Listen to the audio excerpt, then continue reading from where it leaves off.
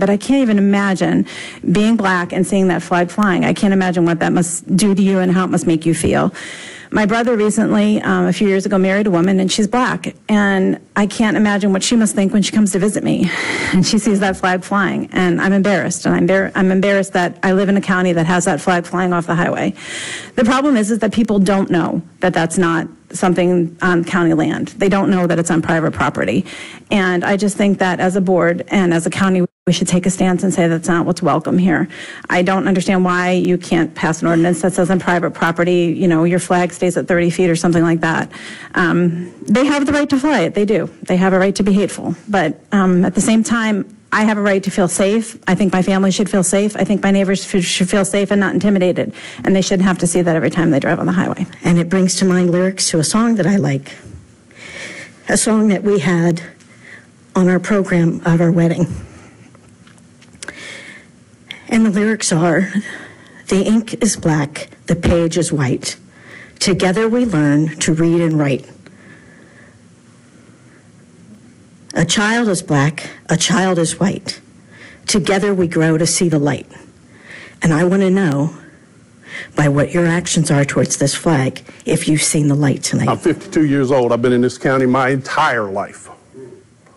1983, there was a new school opened up in this county called North Stafford. At that point in time, South Stafford took the name South Stafford. At that point in time, there were 63 lettermen walking around Stafford High School with a Confederate pin on their shirt. Black, white, and Asian. That being said, history is history. These ladies and gentlemen talking about history. Well, what are we going to do? We're going to take all our history books and throw them away? You're going to rip out the 1850s? That's what you're talking. You're throwing it away. Throwing history away. It's history. It's on a flag. It's on a pole. It's on private property. So who are we, as a county, to tell somebody what they can or cannot do on their private property? I don't have any dog in this fight, and I don't care. I had relatives on the Confederate side. I had relatives on the northern side. They killed each other at Gettysburg. I don't care. Ladies and gentlemen, if you're thinking about a flag while you're driving up 95, you don't have any bills, and you really got something to worry about. Again, 2014, this board went through the legal process. The flag was legal and legit at the time, I do believe, if I'm correct. History's history. We need to learn from history. Because people are not going to remember you as supervisors or judge you as community members by zoning ordinances or by easement assessments. People are going to look at you as citizens and judge your character based on your response to issues like this one. No one's going to remember zoning changes. They're going to remember where you stand on this issue in your character. And every time I see that giant racist flag, 80 or 90 feet in the air, flapping in the wind over I-95, just north of Fredericksburg, I can imagine what others think of our county and see them trying to explain the racist symbol of hatred to their children. The Virginia flaggers may have a right, protected by freedom of speech, to fly their racist flag, but we also have a right to denounce the hatred. Reason I'm here, you guys are in a tough spot. I get it. It's an issue of the First Amendment, which I believe in dearly. People have a right to free speech.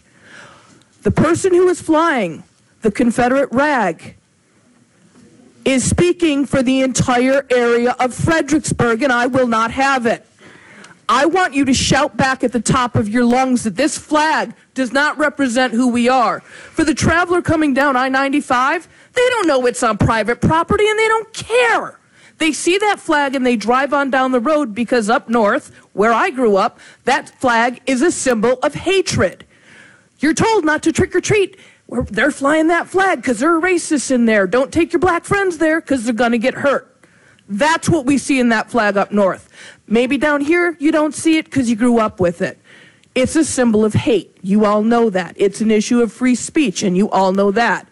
Lower the flag to a reasonable height. Put a sign up that says, here in Virginia, we love the First Amendment, and this flag does not speak for Virginia. If you are expecting just to sit here and let this move over and gloss over, that's not what's going to happen. As community leaders, we need to hear from you. We need for you to get together and communicate with us. I work in Richmond, and every day when I drive back from work to get off the Stafford airport exit, I drive past the flag. And what bothers me the most is that that's not even the real Confederate flag. That is a battle flag. And every day coming home, I am reminded that someone has declared war on me and that they initiate battle. And it disheartens me. And so I just want to say, open up dialogue. Bring us together. Come, let us reason. Let us talk. Pull those aside that you know are in support of this flag. And pull us aside, the ones that you know are hurting by this. Let us dialogue together peacefully and talk about it.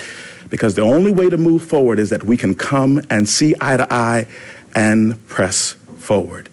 We've been in this battle before, and we don't want it to end like the Civil War nor like the Civil Rights. We have an opportunity to move peacefully. The Lord be with you. So my question to the county is, what is your plan? Because all of you are put in a position to lead in this county, and you have a duty to lead. And not just the white people, and not just the Hispanics, and not just the Asians. Everyone deserves equal treatment under the law, and that flag does not represent that. Are you thinking that we're going to go away? Because we're not going away. We're going to be here at every meeting, and we're going to be speaking about this.